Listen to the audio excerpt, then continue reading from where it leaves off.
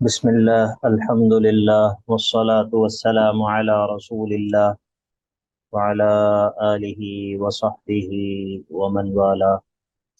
اللهم انفعنا بما علمتنا وعلمنا ما ينفعنا وزدنا علما. رب اشرح لي صدري ويسر لي أمري واحلل عقدة من لساني يفقه قولي. سبحانك لا علم لنا إلا ما علمتنا إنك أنت العليم الحكيم. رب يسر ولا تعسر وتمم بالخير وبك نستعين.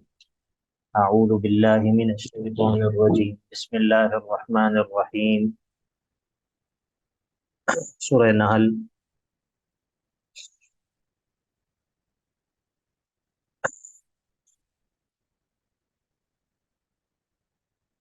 آیت نمبر 40.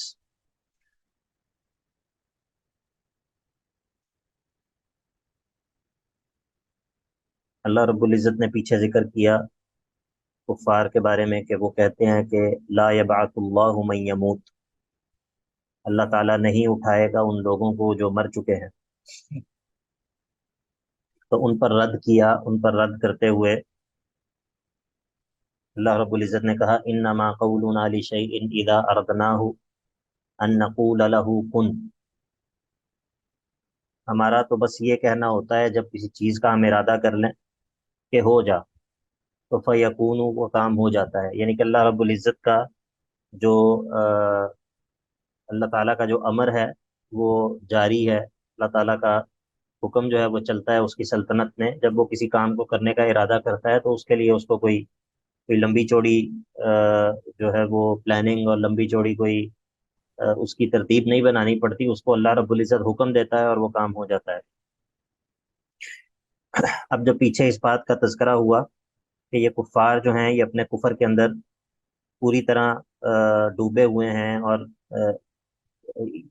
جو آیت نمبر 36 کے اندر بات کہی گئی کہ وَلَقَدْ بَعَثْنَا فِي كُلِّ أُمَّةٍ رَسُولًا أَنِ اعْبُدُوا اللَّهَ وَاجْتَنِبُوا الطَّاغُوتَ فَمِنْهُمْ مَنْ هَدَى اللَّهُ وَمِنْهُمْ مَنْ حَقَّتْ عَلَيْهِ الضَّلَالَةُ.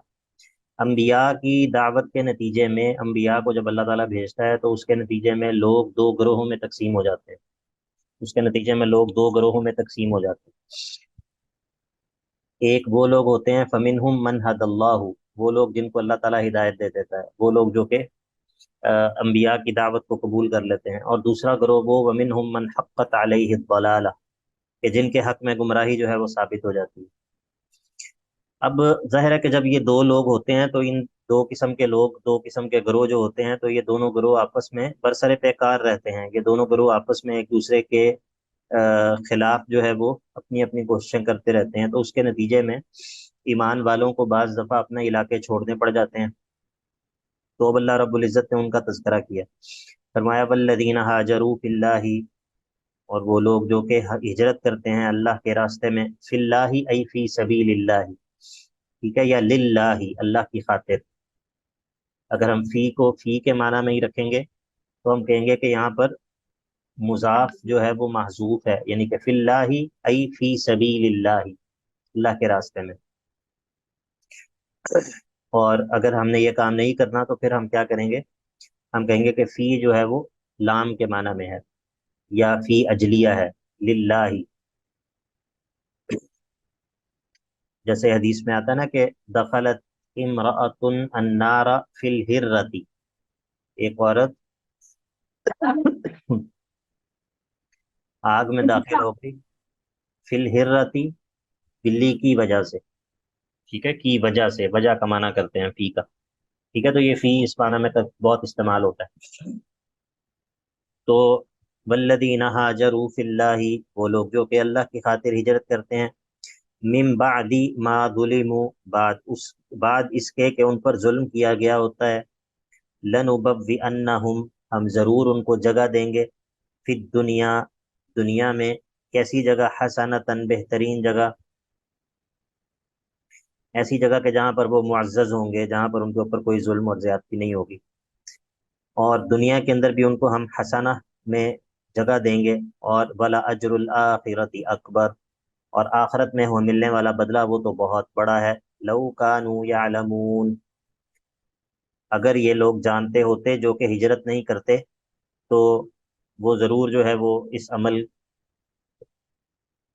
پر جو ہے وہ عمل کرتے، وہ اس سے پیچھے نہ رہتے۔ لو کانوا یعلمون، اگر وہ لوگ جانتے ہوتے جو کہ اس عمل سے پیچھے رہتے ہیں، وہ اس اجر اور ثواب کو جانتے ہوتے تو وہ کبھی بھی اس سے پیچھے نہ رہتے۔ اور یہ مہاجرین کون ہیں؟ الذین صبروا، یہ وہ لوگ ہیں جو کہ مخالفین کی طرف سے آنے والی تکالیف پر صبر کرتے ہیں۔ وعلی ربہم یتوکلون، اور اپنے رب پر توکل کرتے ہیں، اپنے رب ہی پر توکل کرتے ہیں، یعنی کہ یتوکلون علی ربہم، اپنے رب ہی پر توکل کرتے ہیں، یہ وہ لوگ ہیں الذین صبروا، صبر اور توکل، صبر اور توکل۔ ہمارا ایک بڑا المیہ ہے کہ ہم لوگوں کا اکثر جو زیادہ اہتمام ہوتا ہے وہ ظاہری اعمال کے ساتھ ہوتا ہے۔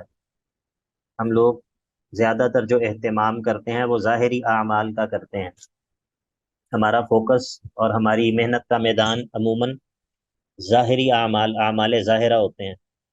لیکن ہم یہ بات بھول جاتے ہیں، یا زیادہ اس میں ظاہر ہے کہ قصور ان لوگوں کا ہے جو کہ لوگوں کو دینی تعلیم دینا جن کی ذمہ داری ہے، ان کی کوتاہی ہے کہ عمل کا جو اصل میدان ہے، جو بنیادی عمل کا میدان ہے، وہ اعمال القلوب ہیں، اعمال القلوب۔ ٹھیک ہے، آپ کو وضو کی فقہ سیکھنے والے لوگ مل جائیں گے، نماز کی فقہ سیکھنے اور سکھانے والے لوگ مل جائیں گے، روزے کے مسائل، روزے کی فقہ، زکوٰۃ کی فقہ، حج کا طریقہ، حج کی فقہ۔ ٹھیک ہے، یہ اعمال ظاہرہ ہیں، بہت اہم ہے، اس میں کوئی شک نہیں ہے۔ لیکن یہ جو ظاہری اعمال ہیں ان کی بنیاد قلوب کے اندر ہے، ان کی بنیاد دلوں کے اندر ہوتی ہے۔ ٹھیک ہے، تو آپ کو اعمال القلوب کی فقہ پڑھنے اور پڑھانے والے لوگ بہت کم ملیں گے۔ ٹھیک ہے، آپ سے بہت کم اس بات کا سوال ہوگا کہ یہ سوال تو پوچھا جائے گا کہ حج کا کیا طریقہ ہے، عمرے کا کیا طریقہ ہے، نماز میں اس طرح ہو گیا ہے اب اس کا کیا حل ہے، ٹھیک ہے، وطروں کا کیا طریقہ ہے، وغیرہ وغیرہ۔ لیکن یہ سب سوال نہیں ہوگا کہ یہ صبر یہ دل میں کیسے پیدا ہوتا ہے، یہ توکل یہ دل میں کیسے پیدا ہوتا ہے، اس کی کیا فقہ ہے، یقین اس کی کیا فقہ ہے، اور خشیت یہ کیسے پیدا ہوتی ہے، اور جو ہے وہ اس طرح دیگر جو اعمال القلوب ہیں۔ ٹھیک ہے، حالانکہ انسان کا جو ظاہری عمل ہوتا ہے وہ اسی قدر خوبصورت بھی ہوتا ہے، اسی قدر اس کا اجر بھی زیادہ ہوتا ہے، اسی قدر وہ انسان کے لیے جو ہے وہ مفید بھی ہوتا ہے، جس قدر وہ جس دل سے، جس اس جسم کے اندر جو دل ہے، جس قدر اس دل کے اندر ایمان موجود ہوگا، خشیت موجود ہوگی، تقوی موجود ہوگا، صبر موجود ہوگا، توکل موجود ہوگا، یہ ساری جو اعمال القلوب کی ایک لمبی فہرست ہے۔ ٹھیک ہے، تو یہ اس طرح دیکھیں، ہم قرآن مجید کے اندر پڑھتے ہیں اور گزر جاتے ہیں، لیکن یہ قلوب کا جو میدان ہے یہ محنت کا میدان ہے، یہ محنت کا میدان ہے، اپنے دلوں کے اوپر ہمیں بہت زیادہ محنت کرنے کی ضرورت ہے۔ اور یہ جو اعمال القلوب ہیں ان کے اندر جو ہے وہ یعنی کہ انسان کو اس کے اندر بھی تنافس کرنا چاہیے، آپس میں مقابلہ کرنا چاہیے۔ تو اللہ تعالی ہمارے حال پہ رحم کرے۔ الذین صبروا، اب دیکھیں یہ دونوں جو ہے یہ اعمال قلوب ہیں۔ الذین صبروا یہ وہ لوگ ہیں جو کہ جنہوں نے صبر کیا ہے، صبر جو ہے اس کا محل دل ہے، ہاں اس کے اثرات جو ہیں وہ اثرات اور اس کے آثار جو ہیں وہ جسم پر ظاہر ہوتے ہیں، لیکن صبر کا محل جو ہے وہ دل ہے، صبر کی اصل جگہ جو ہے وہ دل ہے۔ الذین صبروا یہ وہ لوگ ہیں جو صبر کرتے ہیں، وعلی ربہم یتوکلون اور اپنے رب پر ہی توکل کرتے ہیں، توکل بھی اعمال القلوب میں سے ہے۔ اے نبی صلی اللہ علیہ وسلم وما ارسلنا من قبلک الا رجالا، دوسری بات یہ ہے کہ یہ لوگ آپ کی نبوت کا انکار کرتے ہیں، آپ کی رسالت کو تسلیم نہیں کرتے، تو آپ کوئی پہلے بندے تو ہیں نہیں کہ جن کو ہم نے رسول بنا کر بھیجا ہے۔ آپ سے پہلے انبیاء کا ایک لمبا سلسلہ ہے، آپ سے پہلے جو ہے وہ بہت سارے ہم نے رسول بھیجے ہیں۔ اگر ان مشرکین کو اس بات کا یقین نہیں آتا تو اہل کتاب سے پوچھ لیں، اہل کتاب کو تو پتہ ہے ٹھیک ہے، اہل کتاب تو جانتے ہیں. فرمایا وما ارسلنا من قبلک الا رجالا نوحی الیہم، وما ارسلنا من قبلک، وما ارسلنا من قبلک، اور ہم نے نہیں بھیجے، اور ہم نے آپ سے پہلے بھی نہیں بھیجے، الا رجالا، مگر یہ کہ رجال مرد بھیجے، کہ نوحی الیہم، کہ جن کی طرف ہم وحی کیا کرتے تھے. آپ سے پہلے بھی ہم نے بہت سارے مردوں کو بھیجا نبوت دے کر، جن کی طرف ہم وحی کیا کرتے تھے. تو اگر اے مشرکو تمہیں اس بات کا یقین نہیں ہے تو فاسألوا اہل الذکر، سوال کر لو وحی والوں سے، اہل کتاب سے. یہاں پر اہل ذکر سے مراد اہل کتاب ہیں. ان کنتم لا تعلمون، اگر تمہیں پتہ نہیں تو اہل علم سے سوال کر لو. اگر ایک انسان کو ایک بات کا نہ پتہ ہو تو اسے کیا کرنا چاہیے؟ جی ایمن سوال کریں. سر یہ جو یہاں پہ آپ نے آیت پڑھی ہے کہ ہم نے بہت سارے رجال بھیجے، تو جی اس میں تھوڑی کنفیوژن تھی. کچھ اسکالرس کہتے ہیں یہاں پہ رجال سے مراد صرف آدمی ہے، اور ایک اسکالر کا میں نے سنا تھا وہ کہتے ہیں رجال مین کائنڈ کے اوپر ہے لفظ. تو ہم اس سے مراد پھر صرف آدمی ہی لیں گے یا عورتوں کا بھی کہہ سکتے ہیں، جیسے حضرت مریم ہو گئی اور نہیں نہیں نہیں نہیں نہیں، مین کائنڈ کے لیے رجالن کا لفظ نہیں استعمال ہوتا. یہ جس بندے نے بات کی ہے وہ عربیت سے جاہل ہے، عربیت کو نہیں جانتا. کس نے کہی یہ بات؟ یہ ویسے بتائیے گا. سر یہ نیٹ سے میں نے سنی تھی، اب مجھے اس بندے کا نام بھول گیا ہے ہاں، لیکن یہ درست طریقہ نہیں ہے، یہ درست طریقہ نہیں ہے. میں آپ کو بتاؤں، یہ جس بندے کے جس بندے کے بارے میں آپ جانتے ہی نہیں ہیں کہ وہ کون ہے، ٹھیک ہے، وہ اس کا عقیدہ کیا ہے، اس کا منہج کیا ہے، اس کے اساتذہ کون ہیں، اس نے یہ دین، یہ علم اس نے کہاں سے لیا ہے، اور کون سے علماء جو ہیں وہ اس کی توثیق کرتے ہیں، اس کو سرٹیفائی کرتے ہیں. ایسے لوگوں سے دین نہیں لینا چاہیے، ایسے لوگوں کو سننا بھی نہیں چاہیے، ٹھیک ہے، کیونکہ یہ خطرناک ہوتا ہے.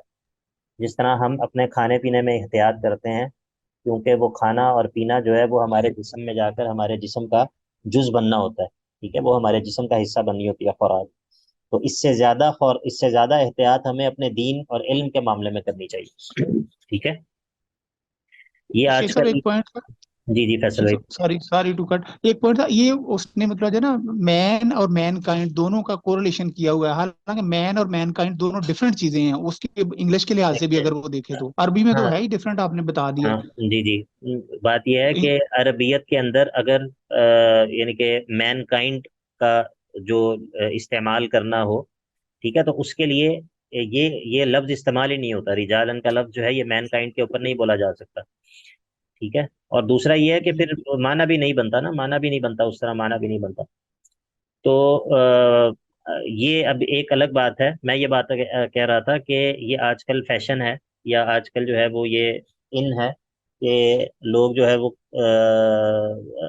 یعنی کہ کسی کو بھی سن لیتے ہیں، یعنی کہ اس معاملے میں کوئی احتیاط نہیں کرتے، حالانکہ یہ طریقہ درست نہیں ہے. میں نے چیک کیا وہ ڈاکٹر شبیر علی ہیں، کوئی ان کا تھا یہ. ہوں، تو بائبل کا بھی ریفرنس دے رہے تھے اور پتہ نہیں قرآن کے ساتھ وہ دونوں اوپینین دے رہے تھے. ہاں، یہ پتہ نہیں اب کس چیز کا ڈاکٹر ہیں یہ، لیکن زیادہ اسی بات کے امکانات ہیں کہ یہ MBBS ڈاکٹر ہوں گے، ٹھیک ہے. تو یہ درست نہیں ہے، اللہ عالم. تو دوسرا یہ ہے کہ وہ یہ بات کہنا چاہ رہے ہوں گے کہ اللہ تعالیٰ نے خواتین میں بھی انبیاء بھیجے، یہ خواتین بھی نبی بنی، یہ کہنا چاہ رہے ہوں گے. سر وہ کہہ رہے تھے کہ بائبل میں اینا نیم کی پروفیٹسز ہیں اور حضرت مریم کے اوپر اللہ تعالیٰ نے کچھ ڈیوائن مطلب میسیجز دیے. لیکن میں نے یہ ایک اور سر عالم جمال سے بھی پوچھا تھا، وہ کہتے تھے عورتیں پروفٹ نہیں ہیں، کیونکہ اس طرح تو شہد کی مکھی پہ بھی اللہ نے وہ ایک طرح سے پیغام نازل کیا، تو وہ پروفیٹس تو نہیں نا بن گئی. جی جی، یہ بھی آگے آئے گا. تو ویسے یہ مریم کے بارے میں یہ اختلاف موجود ہے اہل علم کے درمیان. بعض لوگ اس رائے کی طرف گئے ہیں، بعض لوگ، بعض شاید ایک یا دو لوگ پوری ہماری اسلامی ٹریڈیشن کے اندر اس طرف گئے ہیں، لیکن جو جمہور کی بات ہے وہ زیادہ مضبوط ہے. اور اس آیت کی تائید، اس آیت سے بھی جمہور کی جو رائے ہے اسی کی تائید ہوتی ہے کہ نبوت جو ہے وہ اللہ رب العزت نے مردوں میں رکھی ہے، ٹھیک ہے. اور اس بات کی تائید عقل سے بھی ہوتی ہے، عقل بھی اس بات کی تائید کرتی ہے کہ جو نبوت کا جو ایک ذمہ داری ہے، یہ آسان ذمہ داری نہیں ہے، بڑی مشکل ذمہ داری ہے، ٹھیک ہے. اور یعنی کہ ایک خاتون جو ہے وہ اگر نبی ہوتی تو ایک ایک تو یہ بات کہ یہ ذمہ داری مشکل ہے، دوسرا یہ کہ پھر اس نے دعوت بھی تو دینی تھی نا اپنی قوم کو. تو قوم کے اندر تو مرد بھی ہیں، ٹھیک ہے، قوم کے اندر مرد بھی ہیں اور عورتیں بھی ہیں. تو اب وہ کس طرح اپنی قوم کو کس طرح دعوت دے گی بغیر کسی یعنی کہ کس طرح جو ہے وہ دعوت کا وہ ہوگا سسٹم، ٹھیک ہے. اور پھر جو مخالفت انبیاء کی ہوتی ہے، اس مخالفت کو اس فیس کرنا یہ خواتین کے بس کی بات نہیں ہے. اس مخالفت کے سامنے ڈٹے رہنا، یار وہ اللہ رب العزت نے الگ الگ دونوں کو بنایا ہے، دونوں کی کوالٹیز مختلف ہیں، دونوں کی صلاحیتیں مختلف ہیں. تو یہ بس آج کل سر جو ہے نا وہ جی جی پوچھیں. سر ویسے بھی تو اس طرح تو ہم یہ بھی کہہ سکتے ہیں کہ حضرت موسیٰ علیہ السلام کی والدہ کو اللہ نے میسج دیا کہ ان کو دریا میں ڈال دیں، تو جس کو بھی میسج ملے وہ پروفیٹسز تو نہیں ہو ہاں سکتی. بالکل، دیکھیں نا بات یہ ہے کہ میں آپ لوگوں کو بتا چکا ہوں کہ مریم علیہ الصلاۃ والسلام جو ہیں وہ اولیاء میں سے ہیں، ٹھیک ہے، اولیاء میں سے ہیں. اور ہم اس بات کے قائل ہیں، کرامات اولیاء کے بھی قائل ہیں. اور اللہ رب العزت جو ہے وہ اپنے اولیاء کے دل میں کوئی بات ڈال دے یا ان کی طرف کوئی پیغام بھیج دے، یہ بھی کوئی ایسی ایسی کوئی بات نہیں ہے، ٹھیک ہے. یہ یعنی کہ یہ بھی کوئی غیر معقول بات نہیں ہے، ایسا ہوتا ہے، ٹھیک ہے. تو اس لیے اس سے جو ہے وہ ان کی نبوت لازم نہیں آتی. یہ آیت جو ہے وہ بالکل صریح نص ہے اس بارے میں کہ اللہ رب العزت نے جو ہے وہ مردوں کو نبی بنا کر بھیجا. فَاسْأَلُوا أَهْلَ الذِّكْرِ إِن كُنتُمْ لَا تَعْلَمُونَ، اگر تمہیں معلوم نہ ہو تو اہل علم سے سوال کر لیا کرو. اچھا جی.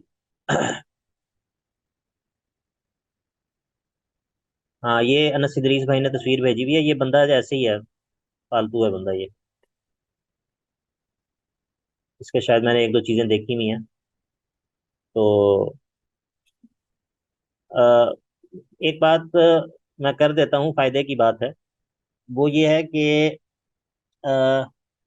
آپ اگر آج کے دور میں مشہور ہونا چاہتے ہیں نا، مشہور ہونے کا طریقہ یہ ہے کہ آپ روایت سے اور ٹریڈیشن سے ہٹ کر بات کریں، ٹریڈیشن سے ہٹ کر بات کریں.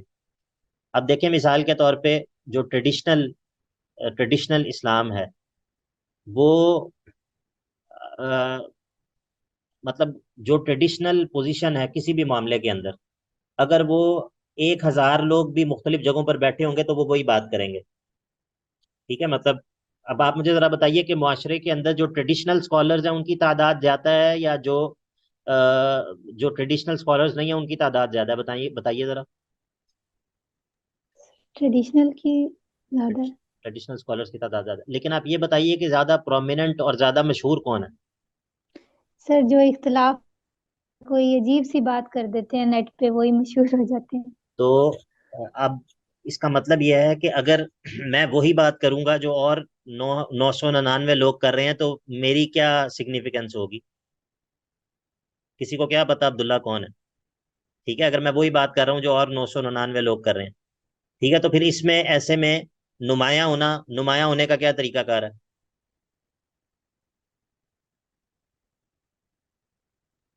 جی عجیب سی بات کر دیں یا ٹک ٹاک پہ آ جائیں ہاں، یا یا ٹھیک ہے، نمایاں ہونے کا طریقہ کار یہ ہوتا ہے کہ آپ ٹریڈیشنل اسلام سے اختلاف کریں. اچھا، لیکن آپ یہ بات یاد رکھیں، یہ بات ہمیشہ یاد رکھیں کہ جو ٹریڈیشنل پوزیشن ہوتی ہے نا، جو روایتی پوزیشن ہوتی ہے، وہ اس سے زیادہ سیف راستہ اور کوئی بھی نہیں ہوتا، کیونکہ وہ کسی ایک فرد کی فکر کا نتیجہ نہیں ہوتی، وہ سینکڑوں یا ہزاروں بلکہ لاکھوں لوگوں کی فکر کی جو ہوتی ہے نا وہ کلیکٹیو وزڈم کا نتیجہ ہوتی ہے، ٹھیک ہے، یا ان کا وہ فہم ہوتا ہے، ان کے فہم کا وہ نچوڑ ہوتا ہے. آپ کو بات سمجھ آ رہی ہے یا نہیں؟ اور صرف ایک دور میں نہیں بلکہ تھرو آؤٹ دی سینچریز. بات سمجھ آئی آپ کو؟ جی سر.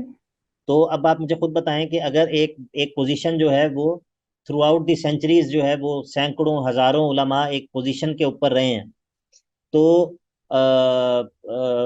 اس کے مقابلے میں ایک جو ہے وہ ایک فرد واحد کا ایک اپنا فہم ہے، ٹھیک ہے، جو اس سے ٹکرا رہا ہے. تو یعنی کہ یہ اگر آپ دونوں پوزیشنز کے دلائل کو کمپیئر نہ بھی کریں تب بھی جو سیف طریقہ ہے وہ یہی ہے کہ انسان ٹریڈیشن کے ساتھ وابستہ رہے، روایت کے ساتھ جڑا رہے. ٹھیک ہے، بات سمجھ آ گئی آپ لوگوں کو سب کو؟ جی سر. یہ جی باقی سر. لوگ یہ جو ہے نا، یہ اس بات جی کو سر سمجھنا ابھی بہت ضروری ہے. اماما جی آپ پلیز نیچے اتر جائیں، مشکل ہو رہی ہے نا پڑھانے میں. اچھا جی. وما ارسلنا من قبلك الا رجالا نوحي اليهم فاسالوا اهل الذكر ان كنتم لا تعلمون. تو فاسالوا اهل الذكر ان كنتم لا تعلمون کے اندر میں بات کر رہا تھا کہ یہ جو ہے وہ اگر ایک بندے کو ایک بات کا علم نہیں ہے تو اس کو کیا کرنا چاہیے؟ سوال اہل کرنا علم سے چاہیے، پوچھنا اہل علم سے چاہیے. سوال کر اہل لینا، علم سے پوچھنا. پوچھ لینا چاہیے. اب مجھے یہ بتائیے کہ کیا یہ ممکن ہے کہ تمام کے تمام لوگ وہ مجتہد ہوں؟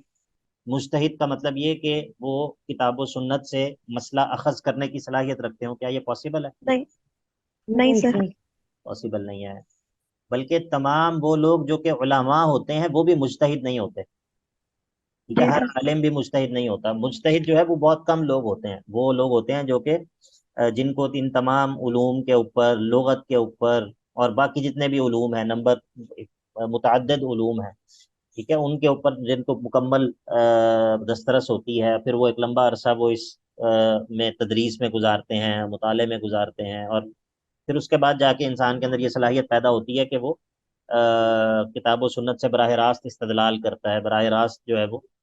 تو اس شخص کے علاوہ جو لوگ ہوتے ہیں یا تو وہ علماء ہوتے ہیں، طلباء یا علماء، ایسے علماء کے جو مجتہدین کی آراء جو ہے وہ ان میں کچھ کمپیریزن کرنے کی صلاحیت رکھتے ہیں. ورنہ جو عام لوگ ہیں، عام لوگوں کا کام صرف یہ ہے کہ وہ اہل علم سے مسئلہ پوچھیں جس عالم کے اوپر ان کو اعتماد ہے، جس کے تقوی پر، جس کے علم کے اوپر اعتماد ہے. تو وسیم بیٹا چپ کر جائیں پلیز. جس عالم کے تقوی اور علم پر اعتماد ہے اس سے مسئلہ پوچھیں اور اس پر عمل کریں. ایک عامی کا کام اس سے زیادہ نہیں ہے. فاسألوا اہل الذکر ان کنتم لا تعلمون بالبینات والزبر. اور ہم نے جو رسول بھیجے آپ سے پہلے ان کو بینات اور زبر دے کر بھیجا. بینات سے مراد واضح اور روشن دلائل، اور زبر سے مراد کتابیں ہیں. وَأَنزَلْنَا إِلَيْكَ الذِّكْرَ. اور اے نبی صلی اللہ علیہ وسلم آپ کی طرف ہم نے یہ قرآن نازل کیا ہے. کیوں نازل کیا ہے؟ لِتُبَيِّنَ لِلنَّاسِ. تاکہ آپ لوگوں کے لیے وضاحت فرما دیں اس چیز کی، ما نزل الیہم، اس چیز کی کہ جو ان کی طرف نازل کی گئی ہے. یعنی کہ اللہ کے نبی علیہ الصلوۃ والسلام کے فرائض میں سے ایک چیز یہ بھی ہے کہ وہ لوگوں کے لیے اس وحی کی جو ہے وہ وحی کا بیان کریں، وحی کی وضاحت کریں، وحی کی جو ہے وہ وحی کو سمجھائیں انہیں. اللہ کے نبی علیہ الصلوۃ والسلام نے یہ کام کیا ہے یا نہیں کیا؟ جی کیا ہے سر. کیا ہے. جی ٹھیک ہے، جی. تو یہ پتہ یہ چلا کہ جو حدیث کا یا سنت کا انکار ہے گویا کہ اس سے قرآن کا انکار لازم آتا ہے. وَأَنزَلْنَا إِلَيْكَ الذِّكْرَ لِتُبَيِّنَ لِلنَّاسِ مَا نُزِّلَ إِلَيْهِمْ وَلَعَلَّهُمْ يَتَفَكَّرُونَ. اور تاکہ وہ غور و فکر کر سکیں اس وحی میں. اب زجر ہے وحی کو نہ ماننے والوں کے لیے. أَفَأَمِنَ الَّذِينَ مَكَرُوا السَّيِّئَاتِ. کیا امن میں ہو گئے ہیں، کیا مامون ہو گئے ہیں، کیا اپنے آپ کو محفوظ سمجھتے ہیں وہ لوگ جو کہ بری بری چالیں چلتے ہیں، اس بات سے اپنے آپ کو امن میں سمجھتے ہیں کہ ان یخسف اللہ بہم الارض، کہ اللہ رب العزت ان کو زمین میں خسف کر دے، زمین میں دھنسا دے. او یاتیہم العذاب من حیث لا یشعرون، یا ان پر اللہ تعالیٰ یا ان پر عذاب ادھر سے آ جائے کہ جہاں سے ان کو خیال بھی نہ ہو. یا پھر او یاخذہم فی تقلبہم، یا اللہ تعالیٰ ان کے تقلب یعنی کہ ان کے سفر کرنے کے درمیان، کہیں پر سفر کرتے ہوئے اللہ تعالیٰ ان کو اچانک پکڑ لے. فما ہم بمعجزین، اور وہ اللہ تعالیٰ کو پھر عاجز نہیں کر سکیں گے. کیا اس بات سے وہ امن میں ہو گئے ہیں؟ یا پھر اس بات سے امن میں ہو گئے ہیں کہ او یاخذہم علی تخوف، یا پھر اللہ تعالیٰ ان کو جو ہے وہ خوف کے ساتھ پکڑ لے. خوف یعنی کہ مراد یہ ہے، پہلے جو ذکر کیا اس سے مراد ہے اچانک پکڑ لینا غیر متوقع طور پر، اور اب جو ذکر کیا اس سے مراد ہے کہ متوقع طور پر ایک انسان جو ہے وہ خوف میں ہو کہ اس کو پکڑا جائے گا، اور اس خوف کے ساتھ جو ہے وہ اس کی پکڑ ہو جائے. او یاخذہم علی تخوف فان ربکم لرؤوف الرحیم. بے شک آپ کا رب جو ہے وہ خوب مہربان اور خوب جو ہے وہ رحم کرنے والا ہے. اولم یروا الی ما خلق اللہ من شیء. کیا ان لوگوں نے دیکھا نہیں ہے ان چیزوں کی طرف کہ جن کو اللہ تعالیٰ نے پیدا کیا ہے. الا ما خلق اللہ من شیء، وہ تمام چیزیں کہ جن کو اللہ تعالیٰ نے پیدا کیا ہے، یتفیأ ظلالہ، جھکتے ہیں ان کے سائے جو ہے وہ جھکتے ہیں، عن الیمین والشمائل، کبھی دائیں جانب اور بائیں جانب دونوں جانب ان کے سائے جو ہیں وہ جھکتے ہیں، سجدا للہ، اس حال میں کہ وہ اللہ کے لیے سجدہ کرنے والے ہوتے ہیں، وہم داخرون، اور وہ جو ہے وہ اللہ تعالیٰ کے لیے جو ہے وہ بالکل عاجز اور ذلیل ہوتے ہیں، یعنی کہ اللہ تعالیٰ کے سامنے خشوع اور خضوع اور فرما برداری کا مظاہرہ کرتے ہیں. ٹھیک ہے، یعنی کہ یہ گویا کہ اللہ تعالیٰ کے لیے ان کا اپنے مطیع اور فرما بردار ہونے کا اظہار ہے. وَلِلَّهِ يَسْجُدُ مَا فِي السَّمَاوَاتِ وَمَا فِي الْأَرْضِ، اور صرف سایوں کی بات ہی نہیں، اللہ ہی کے لیے سجدہ ریز ہوتے ہیں. ما فی السماوات وما فی الارض، جو کچھ بھی آسمانوں میں اور جو کچھ بھی زمین میں ہے، من دابۃ والملائکۃ، چاہے وہ زمین پہ چلنے پھرنے والی چیزیں ہوں چاہے وہ فرشتے ہوں، وہ تمام کے تمام اللہ ہی کے لیے سجدہ ریز ہوتے ہیں. وہم لا یستکبرون، اور وہ جو ہے وہ تکبر نہیں کرتے. کس چیز سے تکبر نہیں کرتے؟ اللہ رب العزت کے سامنے جھکنے سے اور اللہ تعالیٰ کی فرما برداری سے، اس کے سامنے اپنی عبادت کا اظہار کرنے سے. یخافون ربهم من فوقهم، اور وہ اللہ سے ڈرتے رہتے ہیں جو کہ ان کے اوپر ہے، یعنی کہ من فوقهم، یخافون ربهم من فوقهم، اپنے اوپر سے، یعنی کہ جو اللہ اپنی ذات کے اعتبار سے، اپنی صفات کے اعتبار سے ان سے بلند ہے، ان پر غالب ہے، اس سے وہ ڈرتے رہتے ہیں. وَيَفْعَلُونَ مَا يُؤْمَرُونَ. جی توبہ. السلام علیکم سر، یہاں سایوں کے جھکنے سے کیا مراد ہے؟ سایوں کے جھکنے سے مراد یہ ہے کہ جب سورج طلوع ہوتا ہے تو جو سایہ ہے چیزوں کا، وہ جب سورج بلند ہونا شروع ہوتا ہے تو سایہ جو ہے وہ مغرب کی طرف جانا شروع ہو جاتا ہے چیزوں. ٹھیک ہے، اس طرف لمبا ہونا شروع ہو جاتا ہے. ٹھیک ہے، اور جی پھر جو ہے وہ پھر جیسے جیسے سورج اوپر آتا جاتا ہے سایہ جو ہے وہ کم ہوتا جاتا ہے یہاں تک کہ زوال کے وقت جو ہے وہ سایہ بالکل چھوٹا ہو جاتا ہے. اور پھر اس کے بعد کیا ہوتا ہے؟ جب سورج ڈھلنا شروع ہوتا ہے تو سایہ جو ہے وہ مشرق کی طرف لمبا ہونا شروع ہو جاتا ہے. تو گویا کہ یہ جو جی سایہ ہے یہ بھی اللہ تعالیٰ کے حکم کا پابند ہے.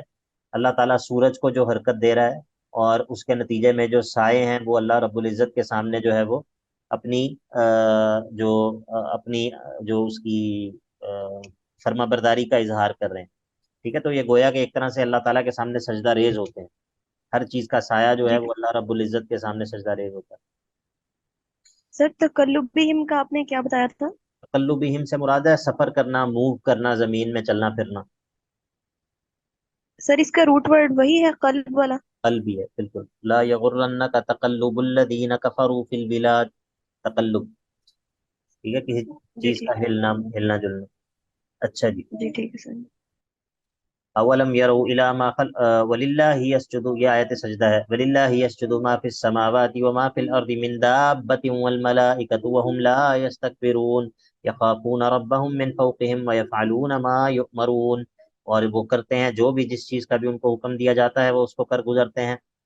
وقال اللہ لا تتخذوا الہین اثنین، اور آپ کا رب یہ کہتا ہے کہ لا تتخذوا الہین اثنین معبودا، دو الہوں کو معبود مت بناؤ،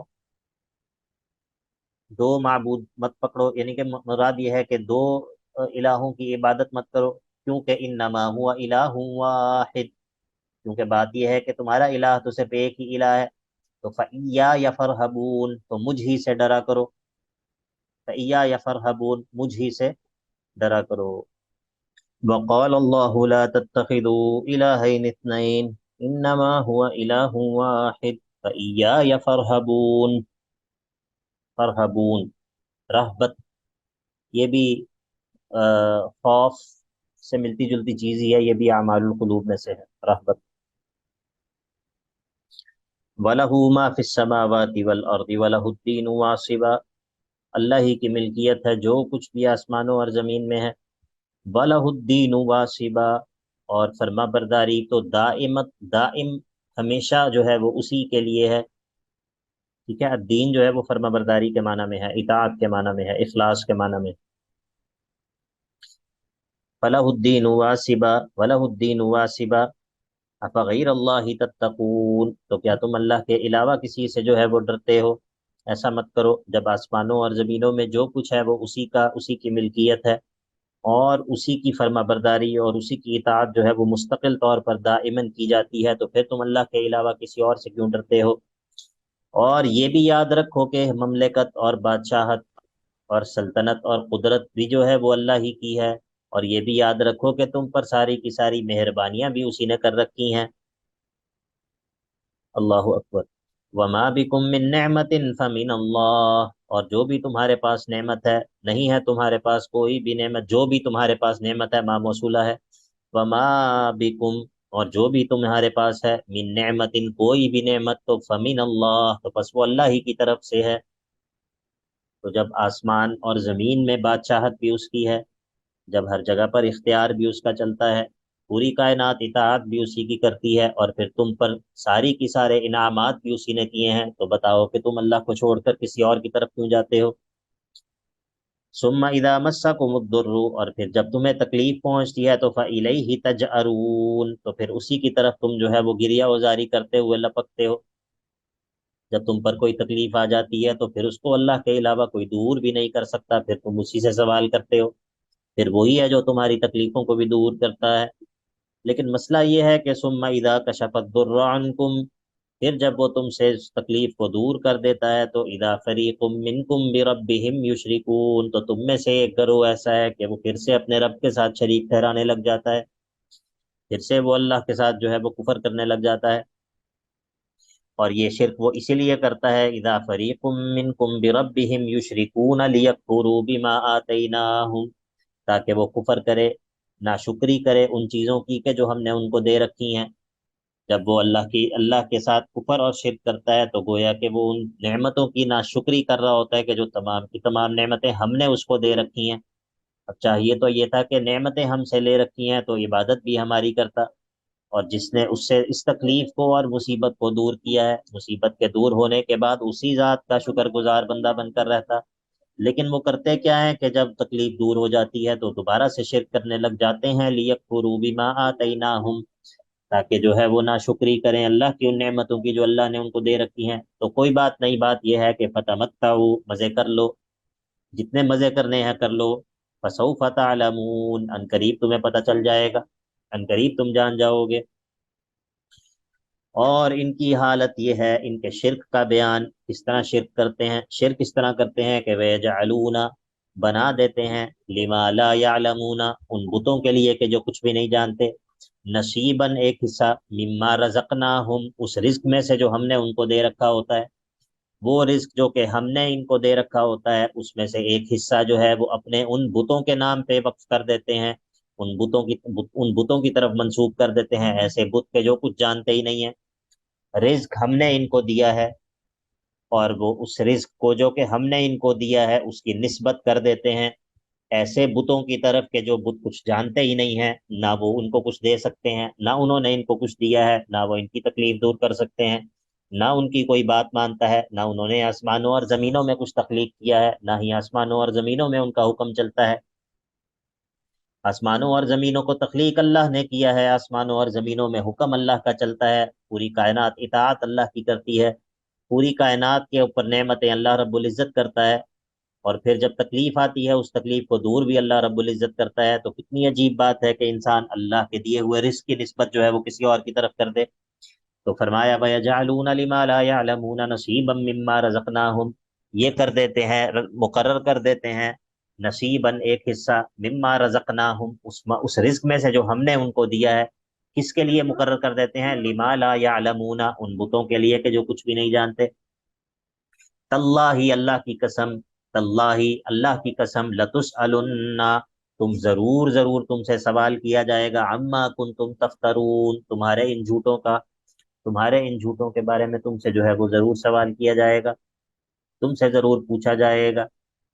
اب ان کی ایک اور قباحت کا بیان ہے مشرکین کی، وَيَجْعَلُونَ لِلَّهِ الْبَنَاتِ، اور اللہ کی طرف جو ہے وہ بیٹیوں کی نسبت کر دیتے ہیں، اللہ اکبر، وَيَجْعَلُونَ لِلَّهِ الْبَنَاتِ، کہتے ہیں کہ فرشتے اللہ کی بیٹیاں ہیں، نعوذ باللہ، اللہ کی طرف جو ہے وہ بیٹیوں کی نسبت کر دیتے ہیں، سبحانہ، اللہ تو ہر قسم کے عیب اور نقص سے پاک ہے، اللہ تو ہر قسم کے عیب اور نقص سے پاک ہے۔ اللہ جو ہے وہ اولاد سے پاک ہے. اولاد جو ہے اولاد یہ نقص اور عیب ہے یا مدح ہے؟ عیب ہے سر، عیب کیسے ہے؟ اللہ کے سر لیے ہے وہ. مخلوق کے اللہ لیے تعالیٰ ہے، کے لیے. خالق کے لیے. یہ شاید پچھلے سیمسٹر میں نے بات کی تھی. اچھا جی. جی سر. ہم، مخلوق چونکہ محتاج ہے، مخلوق چونکہ محتاج ہوتی ہے، تو اس کے لیے بیوی کا موجود ہونا، اولاد کا موجود ہونا، اس کی یہ ضرورت ہے. ٹھیک ہے، اس کے لیے، اسی لیے مخلوق کے لیے یہ مدح ہے. لیکن خالق جو ہے وہ اس کو کسی قسم کی حاجت نہیں ہوتی، تو اس کے لیے اس کے حق میں یہ عیب ہے. ٹھیک ہے، تو یہ فرق ہوتا ہے مخلوق اور خالق میں. اللہ رب العزت کی صفات میں سے صفت ہے المتکبر. المتکبر، بتائیے یہ تعریف ہے یا تعریف کی صفت ہے یا نہیں؟ جی خالق کی تعریف. خالق کے لیے یہ بالکل تعریف ہے، کیونکہ وہ ڈیزرو کرتا ہے نا، یہ اسی کو زیب دیتا ہے. لیکن اگر مخلوق کی یہ صفت ہو تو بہت بڑی برائی عیب ہے. ہے یہ. ہاں یہ مذمت ہے، کیونکہ وہ ڈیزرو ہی نہیں کرتی. بھائی کس چیز کا تکبر ہو کیا؟ اچھا جی. وَيَجْعَلُونَ لِلَّهِ الْبَنَاتِ، اللہ کی طرف بیٹیوں کی نسبت کرتے ہیں. سبحانہ، اللہ رب العزت تو پاک ہے. وَلَهُمْ مَا يَشْتَهُونَ، اور اپنی طرف ان چیزوں کی نسبت کرتے ہیں جو خود کو پسند ہے. خود جو ہے وہ بیٹوں کو پسند کرتے ہیں اور اللہ رب العزت کی طرف بیٹیوں کی نسبت کرتے ہیں. وَإِذَا بُشِّرَ أَحَدُهُم بِالْأُنثَىٰ، جب ان میں سے کسی کو لڑکی کی خبر دی جاتی ہے تو ظَلَّ وَجْهُهُ مُسْوَدًّا، سیاہ پڑ جاتا ہے اس کا چہرہ. وَهُوَ كَظِيمٌ، اور وہ جو ہے وہ پی رہا ہوتا ہے اپنے غصے کو. یتوارا من القوم، اور اپنے لوگوں سے چھپا رہا ہوتا ہے ما بشر به، جس چیز کی اس کو خوشخبری دی گئی ہوتی ہے. اور وہ اپنے آپ سے یہ پوچھ رہا ہوتا ہے، اپنے نفس سے جو ہے وہ یہ بات کر رہا ہوتا ہے کہ ایمسکہ، کہ اس کو روکے رکھے، علی ہون، ذلت کے باوجود اس کو روکے رکھے، ام یدسہ فی التراب، یا اس کو مٹی میں ملا دے، مٹی میں دبا دے. تو خود حالت یہ ہے، الا ساء ما یحکمون، خبردار کس قدر برا یہ حکم لگاتے ہیں. یعنی کہ اللہ تعالیٰ کی طرف بیٹیوں کی نسبت، یہ بھی نہیں کہ ایک تو اللہ تعالیٰ کی طرف اولاد کی نسبت کرنا ویسے ہی بہت بڑی بات ہے، تو پھر یہ ہے کہ خود یہ اس بات کو پسند نہیں کرتے کہ ہماری طرف بیٹیوں کی نسبت ہو. ایک چیز کو خود ناپسند کرتے ہیں اور اللہ تعالیٰ کی طرف اتنے دھڑلے سے اس کی نسبت کرتے ہیں. تو اللہ تعالیٰ کی طرف اولاد کی نسبت کرنا یہ ایک جرم ہے. اور پھر اس طرح جو ہے وہ جس چیز کو خود بھی پسند نہیں کرتے اس کی نسبت اللہ تعالیٰ کی طرف کر دیتے ہیں، یہ دوہرا جرم ہے. اس ناحیے سے اس کو بیان کیا. تو یہ جو اس طرح کی بری بری مثالیں بیان کرتے ہیں، للذین لا یؤمنون بالآخرۃ مثل السوء، یہ وہ لوگ جو کہ آخرت پر ایمان نہیں رکھتے، یہ برے برے اوصاف اور بری بری مثالیں ایسے لوگوں کی ہیں. اللہ جو ہے وہ ان تمام چیزوں سے بہت بلند ہے. وللہ المثل الاعلی، اللہ کے لیے جو ہے وہ بہترین مثالیں ہیں، اللہ کے لیے جو ہے وہ بہترین بلند صفات ہیں. وہو العزیز الحکیم، اور وہ جو ہے وہ تو العزیز ہے، غالب ہے، زبردست ہے، طاقتور ہے. اور الحکیم بھی ہے. الحکیم سے مراد کیا ہے؟ یعنی کہ بہت ہی حکمتوں والا ہے. متوالا. جی. وَلَوْ يُؤَاخِذُ اللَّهُ النَّاسَ، اگر اللہ رب العزت مؤاخذہ کرتا ہو، یہ اللہ تعالیٰ کی حکمتوں کا بیان ہے. اب اس کے العزیز اور الحکیم ہونے کا بیان ہے. اس کے العزیز اور الحکیم ہونے کا مطلب کیا ہے؟ مطلب یہ ہے کہ وَلَوْ يُؤَاخِذُ اللَّهُ النَّاسَ، اللہ تعالیٰ باوجود اس کے کہ وہ غالب ہے، وہ تمام لوگوں کا مواخذہ کر سکتا ہے، ان کو پکڑ سکتا ہے. لیکن اگر وَلَوْ يُؤَاخِذُ اللَّهُ النَّاسَ، اگر اللہ تعالیٰ مواخذہ کر لیتا، پکڑتا ہوتا لوگوں کو، بظلمہم، ان کے گناہوں کی وجہ سے، تو ما ترک علیہا من دابہ، تو اس زمین پر کوئی بھی چلنے پھرنے والی چیز زندہ نہ چھوڑتا. لوگوں کے گناہوں کی وجہ سے یہ سب کچھ جو ہے یہ نظام جو ہے یہ درہم برہم ہو جاتا. وَلَٰكِن يُؤَخِّرُهُمْ إِلَىٰ أَجَلٍ مُّسَمًّى، اللہ رب العزت ایسا نہیں کرتا بلکہ لوگوں کو ایک وقت تک جو ہے وہ ڈھیل دیتا رہتا ہے، تاخیر کرتا رہتا ہے، ان کی رسی کو ڈھیلا کرتا رہتا ہے. فَإِذَا جَاءَ أَجَلُهُمْ، بس جب ان کا وقت آ جاتا ہے تو لا يستأخرون، پھر وہ دیر نہیں کر سکتے، ساعتاً، ایک گھڑی بھی، ولا يستقدمون، نہ ہی جلدی کر سکتے ہیں. وَيَجْعَلُونَ لِلَّهِ، اور اللہ کی طرف نسبت کرتے ہیں، ما يَكْرَهُونَ، اس چیز کی کہ جو خود ناپسند ان کو ہوتی ہے. وَتَصِفُ أَلْسِنَتُهُمُ الْكَذِبَ، اور ان کی زبانیں جو ہیں وہ جھوٹ بولتی ہیں. کیا أَنَّ لَهُمُ الْحُسْنَى، کہ ہمارے لیے تو اللہ کے پاس بہت اچھا انجام ہے. جی پوچھیں. سر یہاں پر مطلب کہا کہ اگر اللہ تعالیٰ پکڑتے لوگوں کو ان کے ظلم یعنی ان کے گناہوں کے سبب تو کوئی چوپایا بھی نہ رہتا، تو سر اس میں مطلب یعنی اگر انسانوں کے گناہوں کی وجہ سے چوپایوں کا نہ رہنا، یعنی یہ سمجھ نہیں آئی کنیکشن کیا ہے؟ اس کا تعلق یہ ہے نا کہ جب انسانوں کے گناہوں کی وجہ سے انسانوں کے جو گناہوں کے اثرات ہوتے ہیں وہ صرف انسانوں تک محدود نہیں رہتے. انسانوں کے جو گناہ ہوتے ہیں، گناہوں کا اثر جو ہے وہ انسان جب کوئی نیک عمل کرتا ہے نا تو اس نیک عمل کا اثر اس کی ذات پر بھی ہوتا ہے، وہ جس جگہ پر ہوتا ہے اس جگہ پر بھی ہوتا ہے، اس کے قریب بیٹھنے والے، اس کے قریب رہنے والوں پر بھی ہوتا ہے، اس کے ساتھ جو یعنی کہ جو اختلاط کرتے ہیں اس کے ساتھ، ان تمام لوگوں پر اس کا اثر ہوتا ہے انسان کی نیکی کا. ٹھیک ہے، آپ مجھے جی بتائیے کیا بازار اللہ تعالیٰ کو ناپسند جگہ ہیں کہ نہیں ہے؟ جی جی سر ہے. اور مساجد؟ جی پسندیدہ جگہ. ہاں، پسندیدہ جگہ. ٹھیک ہے. اور اللہ یہ اس میں آتا ہے، آثار میں آتا ہے اکثر کہ صالحین کا جب ذکر کیا جاتا ہے نا، صالحین کا جب ذکر کیا جاتا ہے تب بھی برکت نازل ہوتی ہے، تب بھی رحمت نازل ہوتی ہے. عند ذکر الصالحین تنزل الرحمہ. ٹھیک ہے، یعنی کہ صالحین کے تذکرے سے بھی رحمت نازل ہوتی ہے. تو آپ کا یہ جو نیکی ہوتی ہے، نیکی کا یہ اثر ہوتا ہے، نیکی کا اثر ہوتا ہے. ٹھیک ہے. تو اس طرح اس کے جی مقابلے میں جو گناہ ہوتے ہیں، گناہوں کا بھی اثر ہوتا ہے انسان کے جسم پر، انسان کے رزق پر، اس کے ارد گرد ماحول پر. حتیٰ کہ وہ زمین جس کے اوپر گناہ ہو رہا ہوتا ہے، وہ زمین اس گناہ کرنے والے پر لعنت بھیج رہی ہوتی ہے کہ یہ کیا میرے اوپر جو ہے یہ کیا مصیبت آ گئی. اسی لیے فرمایا کہ کافروں کے بارے میں فرمایا جی کہ فما بکت علیہم السماء والارض، کہ جب وہ مر گئے تو ان پر نہ آسمان رویا نہ ان پر زمین روئی. ٹھیک ہے. تو علماء کہتے ہیں کہ جب مومن دنیا سے جاتا ہے تو اس پر زمین بھی آنسو بہاتی ہے، آسمان بھی اس پر آنسو بہاتے ہیں. زمین میں وہ حصہ کہ جس پر وہ اللہ کی عبادت کیا کرتا تھا، اور آسمان پر وہ حصے کہ جدھر اس کے اعمال بلند ہو کر جایا کرتے تھے، وہ جو ہے وہ اس مومن کے اوپر جو ہے وہ غم کا اظہار کرتے ہیں اس کے جانے پر. تو یہ میں بات کہہ رہا ہوں کہ جو نیکی ہوتی ہے، نیکی کا اپنا اثر ہوتا ہے، گناہوں کا اپنا اثر ہوتا ہے. ٹھیک ہے. انسانوں کے تو اس سے جو ہے وہ جو دیگر چوپائے اور دیگر جو چیزیں ہیں وہ بھی اس سے متاثر ہوتی ہیں ان تمام چیزوں سے. آپ نے وہ حدیث سنی ہے کہ ان العالم، کہ جو عالم ہوتا ہے، جو لوگوں کو خیر سکھانے والا ہوتا ہے، اس کے لیے سمندر کی مچھلیاں بھی دعا کرتی ہیں، اور بلوں میں موجود چونٹیاں بھی جو ہوتی ہیں وہ اس کے لیے دعا کرتی ہیں. سنی آپ نے حدیث؟ سر یہ طالب علم کے لیے شاید ہے. جی سر. ہاں، طالب علم اور عالم کے لیے جو لوگوں کو خیر سکھاتا ہے. تو سوال یہ ہے نا کہ یہ کیوں اس کے لیے دعا کرتی ہیں؟ اس کے لیے دعا اس لیے کرتی ہیں کہ اس کا وجود ان کے لیے بھی رحمت کا باعث ہوتا ہے، باعث خیر ہے. ان کے لیے بھی باعث خیر ہوتا ہے. ٹھیک ہے. تو اس وجہ سے تو جس طرح ایک ایسے شخص کا وجود باعث خیر ہوتا ہے، اسی طرح جو عاصی ہوتا ہے، اللہ تعالیٰ کی بغاوت کرنے والا ہوتا ہے، اس کا وجود باعث نحوست ہوتا ہے، اس کے وجود کی ایک نحوست ہوتی ہے. ٹھیک ہے. اسی لیے نیک لوگوں کے ساتھ اٹھنا بیٹھنا رکھنا چاہیے. یہ انسان اس خیر سے محروم نہیں رہتا، یہ خیر نازل ہوتی ہے ایسی جگہوں پر، ایسے لوگوں کے پاس. ٹھیک ہے. تو اس سے محروم، اس کا یہ مطلب نہیں ہے کہ ہم یہ سمجھتے ہیں کہ اس کی اپنی برکت ہے، نہیں، یہ مطلب نہیں ہے، ہم یہ نہیں سمجھتے. برکت اللہ تعالیٰ کے اختیار میں ہے، لیکن نیکی کی اپنی برکت ہے، صالحیت کی اپنی اس کی برکت ہوتی ہے، اس کی اپنی ایک وہ یعنی کہ اس خیر سے بندہ محروم نہیں رہتا. ٹھیک ہے. اگر کوئی میرے ایک بڑے اچھے استاد، بڑے نیک آدمی ہیں، تو میں ایک دفعہ اعتکاف کے دنوں میں ان سے ملنے گیا تو ان کے ساتھ ایک اور خیمہ لگا ہوا تھا، وہاں پر ایک اور بڑا نیک آدمی تھا، اعتکاف معتکف تھا.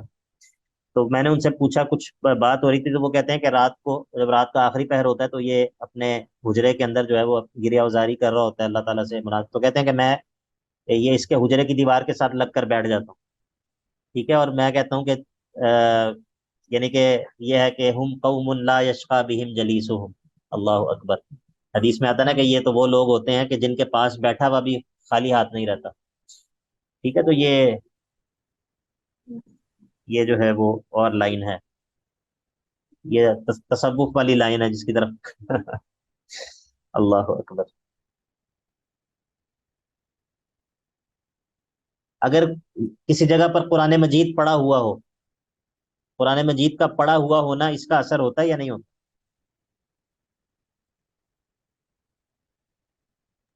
सर पढ़ा मतलब यानी रखा हुआ हो? हाँ, कुरान मजीद किसी जगह पर मौजूद हो।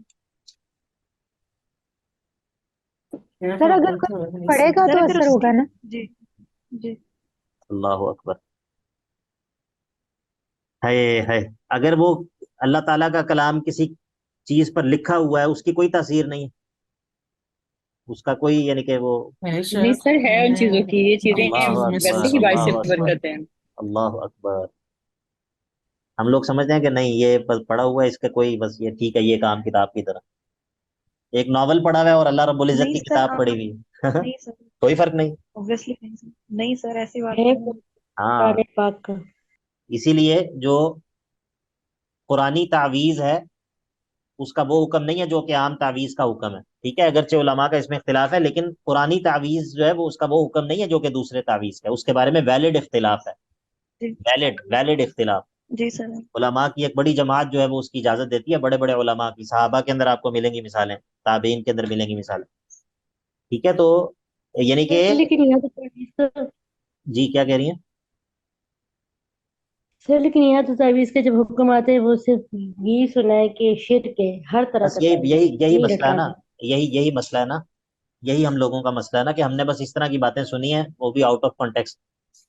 तो ये जो हुक्म है ये पुरानी तावीज का नहीं है, पुरानी तावीज का ये हुक्म नहीं है। ठीक है, यानी कि मैं ये नहीं कह रहा, मैं उसको ये आपको मैं ये नहीं कह रहा कि जायजा ना जायजा, मैं ये बात नहीं मैं भी कर रहा, मेरा ये मौजू नहीं है अभी। लेकिन मैं आपको ये बता रहा हूँ कि कुरानी तावीज जो है इसके बारे में वैलिड इख्तिलाफ है, और उलमा की एक बड़ी जमात मज़ाहिब अरबा जो है वो इसके जवाज के कायल हैं। अहनाफ, शवाफे, मालिकिया, हनाबिला, उम्मत की जो मेन स्ट्रीम अक्सरियत है। ठीक है, बड़े बड़े उलमा हैं। तो कहने का मतलब है कि अगर किसी जगह पर कुरान मजीद की आयत लिखी हुई भी मौजूद हो, उसकी भी तासीर है, उसका भी असर है, आप इसको डिनाई नहीं कर सकते। सर मैं इस बात से कंफ्यूज हो रही थी कि बाज लोग जो है ना वो कुरान पाक की आयत को दीवारों पे लटका देते हैं और कहते हैं इससे चोर नहीं आएंगे, या गाड़ी के अंदर रख देते हैं कि देखें, इससे ये एक बरकत अलग आती बात है, रहेगी, ये एक या अलग टीवी बात। चला के खुद चले जाते हैं कहीं। देखें, बात ये है कि हम ये नहीं कहते कि स्पेसिफिकली इससे क्या फायदा हासिल होता है, स्पेसिफिकली क्या फायदा हासिल होता है ये हमारे बात नहीं है। लेकिन लेकिन अगर मिसाल के तौर पे आप अपने मोबाइल पर या टीवी पर कुरान मजीद चला देते हैं, कुरान मजीद की तिलावत चल रही है, ठीक है, तो आप क्या समझते हैं कि इसकी कोई इसका इसका असर नहीं है? ये अल्लाह ताला का कलाम जो नहीं है सर है। हाँ, तो ये यानी कि हम ये नहीं कह रहे कि कुरान मजीद से सिर्फ यही फायदा लेना चाहिए। यकीनन उसके मानी को सीखना चाहिए, उस पर अमल करना चाहिए, उसकी तिलावत करनी चाहिए, ये सब चीजें अपनी जगह मौजूद हैं। लेकिन उसके साथ साथ ये किताब जो है वो शिफा भी है, रहमत भी है। इसकी अपनी बरक़ात, किताबुन अंज़लनाहु इलैका मुबारकुन, ये बाबरकत किताब है। तो ये इससे बरकत भी हासिल करें, इससे शिफा भी हासिल करें, इससे रहमत भी हासिल करें, इससे हिदायत भी हासिल करें, इसके मानी पर अमल भी करें, इसके जरिए अपने मरीजों को दम भी करें। ठीक है, तो ये तमाम फायदे जो है ना वो हासिल करें। अल्लाह अकबर। ठीक है जी, बात समझ आ गई सबको? कोई ऑफेंड तो नहीं हुआ मेरी बातों से? ठीक है, कल भी कुछ ऑफेंसिव नहीं बातें हो सर। गई, नहीं सर। आज भी कुछ ऑफेंसिव बातें। अच्छा जी। लेकिन सर जी जी बोले। पर मुझे अब ये याद नहीं है सही तरह से कि ये सही है या नहीं। मतलब सनद इसकी क्या है कि अल्लाह के नबी सल्लल्लाहु अलैहि वसल्लम से एक शख्स से अल्लाह के नबी सल्लल्लाहु अलैहि वसल्लम ने इस वजह से बैत नहीं की थी क्योंकि उन्होंने तावीज पहना हुआ था या हाँ, कुछ इस तो तरह का बिल्कुल था। बिल्कुल सही एग्जैक्ट है ना। वर्ड्स तो नहीं मुझे हम याद तो है। फिर यही तो कहते हैं हम कि जो ये जो छल्ले वगैरह लटकाना है, या जो दूसरी जो लोग जी इस तरह की चीजें लटकाते हैं और उनसे एतकाद रखते हैं, तो ये दुरुस्त नहीं है, दुरुस्त नहीं है। ठीक है, लेकिन ये कुरान मजीद के बारे में ये बात नहीं है। मामा जी मेरा वो हो रहा है, बैटरी लो हो रही है, चार्जर लगा। कुरान मजीद के बारे में जो है वो ये मामला नहीं है। ठीक है जी जी। मन अल्लक़ तमीमतन फ़क़द अशरक, इस हदीस का ये मतलब नहीं है। ठीक है, अनस भाई, इस हदीस का ये मतलब नहीं है, पुरानी पुरानी तावीज़ के बारे में ये नहीं है। जी ये तमीमा जो है ये उन चीज़ों को कहा जाता है जो यानी कि लोग लटकाते हैं। पुरानी तावीज़ के अलावा जो पत्थर जो है, पत्थरों से एतकाद रखते हैं या इस तरह दूसरी चीज़ों से एतकाद रखते हैं, उसके बारे में है। कुरान मजीद को तो अल्लाह रब्बुल इज़्ज़त ने खुद शिफा कहा है। मेरे बैग के अंदर देखो, बैग के अंदर कुरान मजीद को अल्लाह रब्बुल इज़्ज़त ने खुद शिफा कहा है ना। ठीक है, तो उसको पढ़ना भी शिफा है, उसको उसके जरिए दम करना भी शिफा है, और उसकी बहुत सारी सूरतें और भी हो सकती हैं। ٹھیک ہے جی، بارک اللہ فیکم، وقت ہو گیا ہمارا. سر ایک کیوری تھی جی جی سر، پوچھیں. تعویذ لیکن پھر لوگ باتھ روم میں بھی تو پہن کے جاتے ہیں نا، تو یہ تو وہ بھی ہاں تو جی قرآن کی بے حرمتی ہوگی. یہ تو اتار کے چلے جائیں نا، ہم نے تو نہیں کہا پہن کے جائیں. ہم نے تو یہ نہیں کہا، ہم نے ابھی تک میں نے یہ بات نہیں کی کہ باتھ روم میں قرآن مجید کو پہن کے جائیں. یہ نہیں کہا میں نے یہ بات بھی نہیں کہی کہ آپ تعویذ قرآنی پہنے، میں نے یہ بات نہیں کی. میں نے صرف آپ کو یہ بتایا کہ یہ ویلڈ ہے، بالکل اختلاف ویلڈ ہے اس میں. دیکھیں آپ لوگ وہی سوال کر رہے ہیں جو بات میں کر ہی نہیں رہا. قرآنی تعویذ پھر جائز ہے، یہ تو میرا موضوع ہی نہیں ہے ابھی کہ قرآنی تعویذ جائز ہے یا نہیں. میں نے تو آپ کو یہ بتایا کہ جو مذاہب اربعہ کے نزدیک جو ہے یہ اس کا جواز ہے. ٹھیک ہے، اور یہ یعنی کہ میں جو بات میں سمجھانا چاہ رہا ہوں وہ بات آپ اس پر غور کریں کہ جو نیکی ہوتی ہے، صالحیت ہوتی ہے، اس کا اثر ہوتا ہے. نیک شخص کی جو ہوتی ہے اس کی اپنی ایک روحانیت ہوتی ہے. نیک لوگوں کے پاس بیٹھنے سے بھی انسان کو خیر ملتی ہے. اور میں یہ بات بتانا چاہ رہا تھا کہ جو کسی جگہ پر اگر قرآن مجید موجود ہے، اگر قرآن مجید پہ اللہ تعالیٰ کا کلام کسی چیز پر لکھا ہوا ہے تو اس کا بھی اثر ہوتا ہے، اس کی بھی تاثیر ہوتی ہے. ٹھیک ہے، حدیث میں نہیں آتا کہ جس چمڑے کے اندر جو ہے وہ قرآن مجید ہو اس کو جو ہے وہ آگ نقصان نہیں پہنچائے گی. ٹھیک ہے، اور بھی بہت سارے اس کے دلائل ہیں. یعنی کہ یہ ابھی میرا موضوع نہیں ہے، لیکن اگر آپ اس موضوع کے اوپر کچھ پڑھیں، سرچ کریں، دیکھیں علماء کی کیا جو ہمارے جو مذاہب اربعہ ہیں، جو مسلمانوں کی علمی جو یعنی کہ مسلمانوں کی جو علمی روایت جو کمپائل ہوئی ہے وہ ان مذاہب کے اندر کمپائل ہوئی ہے. یعنی کہ مسلمانوں کی مین سٹریم جو پوزیشن ہوتی ہے وہ ہمیں ان سے پتہ چلتی ہے. ٹھیک ہے، تو اس کے اندر آپ کو بہت بڑی تعداد ملے گی ان علماء کی، اور آپ کو یہ صحابہ سے اور تابعین سے آثار بھی ملیں گے کہ وہ اس کو استعمال کیا کرتے تھے. ٹھیک ہے، وہ لوگ اس کو اس طرح استعمال کرتے تھے چھوٹے بچوں کے لیے یا ایسے لوگ جو کہ پڑھ نہیں سکتے ان کے لیے. تو یہ اس کا جواز موجود ہے.